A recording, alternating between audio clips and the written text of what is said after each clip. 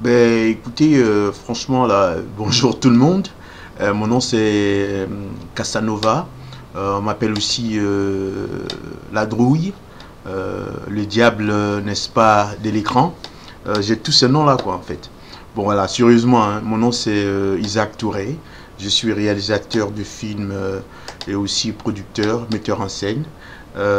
Franchement là, c'est ce que je fais quoi. Alors j'interviens ici par rapport à mon nouveau documentaire que je viens de réaliser en Côte d'Ivoire, à Abidjan plus précisément, dans le marché de Marcory.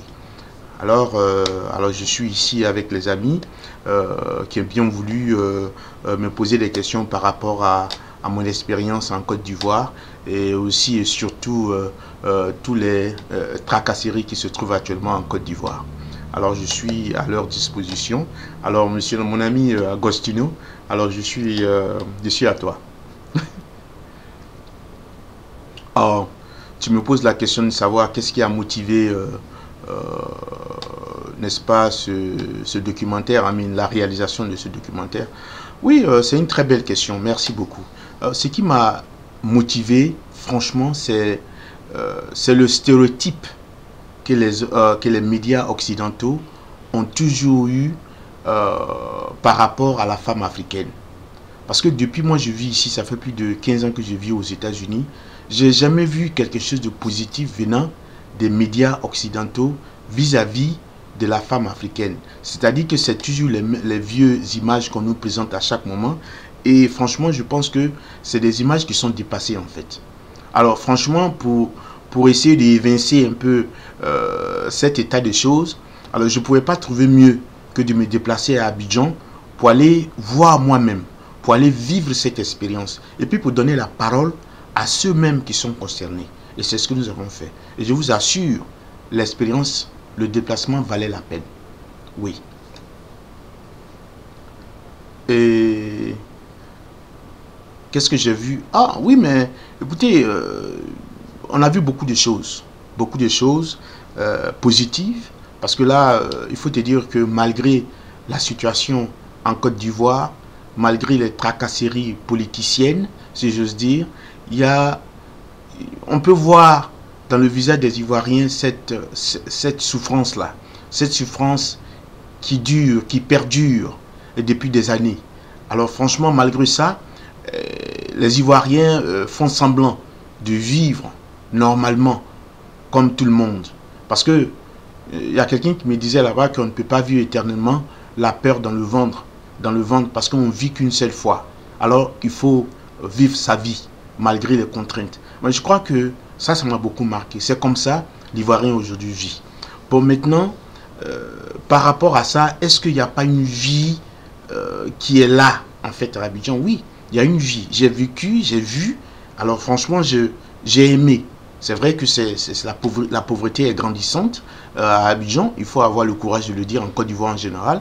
Mais les gens s'y habituent. Les gens essaient de faire avec. C'est ce que j'ai vu. Avec le peu de moyens qu'ils ont, ils essaient de, n'est-ce pas, de vivre par rapport à ça. Ah, euh, écoute mon vieux, franchement là, moi je sais pas, j'étais pas parti pour m'intéresser à la politique en Côte d'Ivoire. Je suis parti pour réaliser mon film et puis mon documentaire. J'ai pas pu faire le film qui était réellement mon point mon point culminant. J'ai pas pu réaliser, mais néanmoins j'ai pu faire ce documentaire qui me tenait aussi à cœur. Franchement, donc c'est dire qu'à quelque part j'ai pu réaliser ce que je voulais en fait. Voilà. Mais pourquoi la femme, pourquoi pas l'homme? Tu dis pourquoi la femme, pourquoi pas l'homme? Ben écoutez, de toutes les façons, j'ai choisi la femme parce que je me dis que même si nous, les hommes, on est mal portrait, de toutes les façons, on peut, comment on appelle ça, on peut survivre de ces portraits-là, de ces stéréotypes. Mais la femme, notre mère, portrait de cette manière-là. Alors franchement, moi je dis que c'est ça qui m'a un peu touché. On peut portrait l'homme, il est con, il est ceci, il est cela, oui, j'accepte, mais je ne peux pas accepter que ma mère, que mes parents, que mon peuple, je parle de l'Afrique en général, soit toujours foulée, la femme africaine soit toujours foulée aux pieds, et pour faire plaisir à d'autres femmes du monde, j'ai dit que non, c'est inacceptable. Je crois que c'est ça qui m'a motivé. Et je suis fatigué de voir ça à la télévision. Donc je suis parti pour réaliser ce film-là. Pas seulement pour faire plaisir à la femme africaine, mais pour dire la vérité en face du monde. C'est ça mon objectif. Mais je crois que j'ai eu ça. J'ai été payé en retour. Parce que j'ai comme l'impression que les gens font exprès. Ils savent ce que c'est que la femme africaine parce que la beauté de la femme africaine n'est plus mise en cause.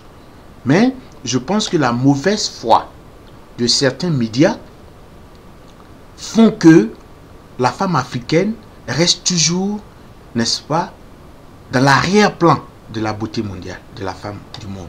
Alors moi, c'est ce que je refuse d'accepter.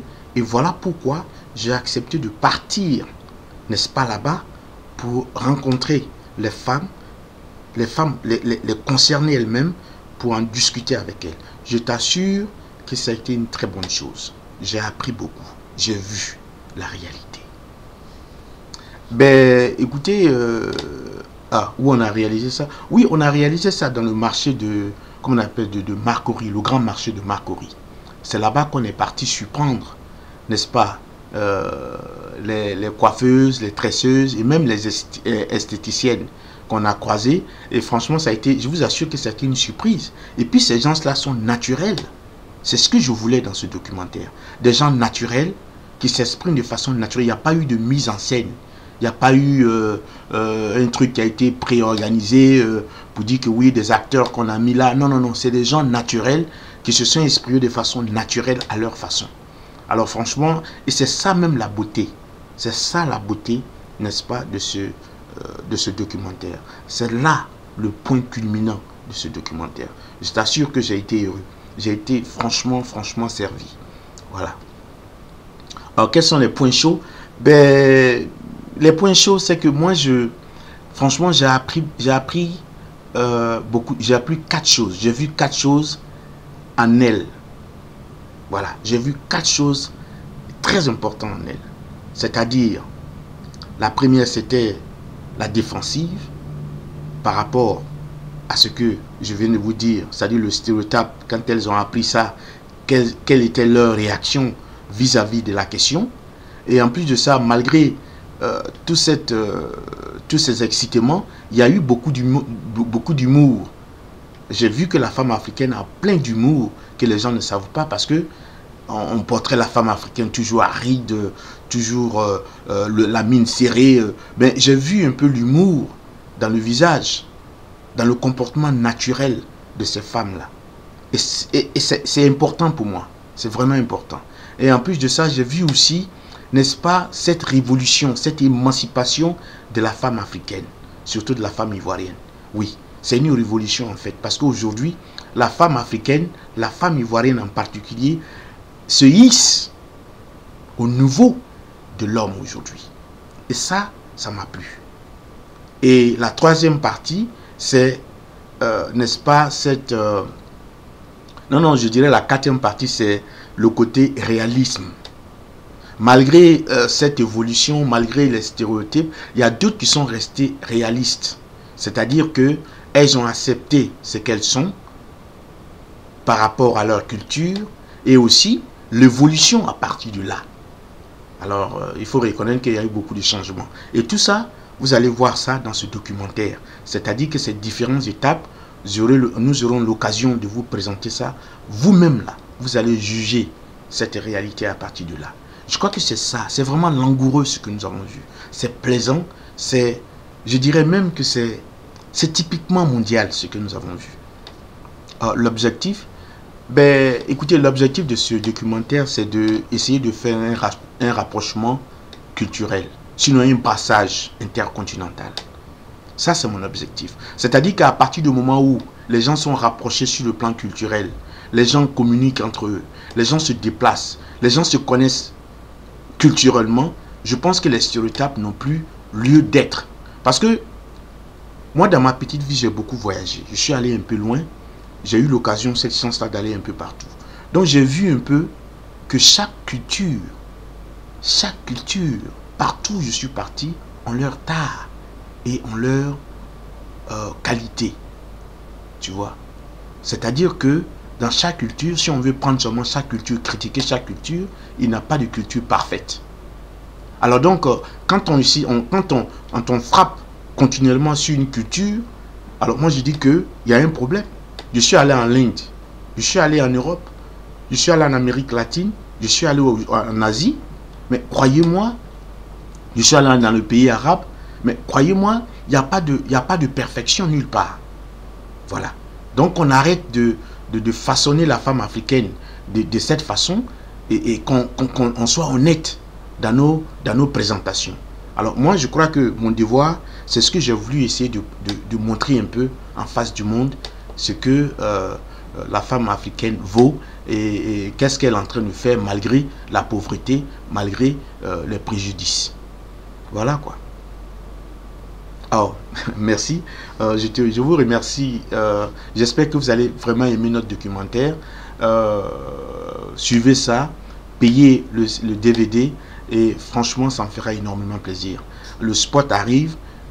Nous allons mettre le spot en jeu pour vous. Vous allez beaucoup aimer ça. Et puis après, on verra bien. Je vous remercie infiniment de rester à notre compagnie. Ok? Merci et à bientôt. Hein? À bientôt. Merci beaucoup.